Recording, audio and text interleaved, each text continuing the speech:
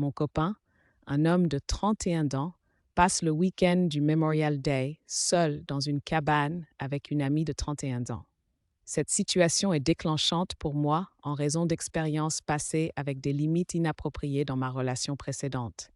Il affirme qu'il ne veut pas y aller et soupçonne qu'elle pourrait avoir des sentiments romantiques, mais il y va quand même par culpabilité et par une vague obligation envers elle. En tant que femme de 29 ans, je me sens exclue, irrespectée et confuse.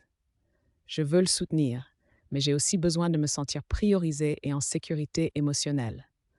Comment puis-je exprimer cela sans être contrôlante?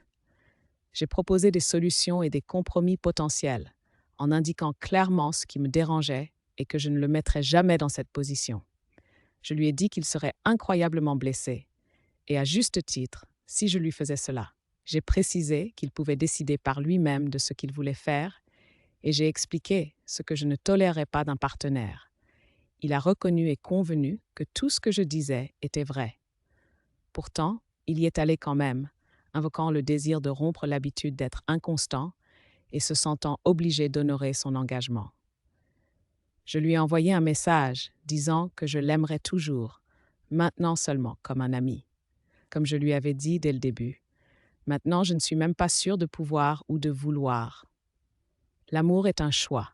Le contraire de l'amour est l'indifférence, et il m'a presque dit qu'il est indifférent envers moi, à la fois en tant que partenaire et en tant qu'ami. Merci pour le coup de pouce, Reddit. Je préfère être en colère contre lui, contre moi-même pour ne pas avoir vu cela venir, plutôt que d'être triste alors qu'il ne ressent absolument rien. Oui, j'ai mis fin à la relation. Je ne peux même pas penser à lui ou à la situation sans être en colère.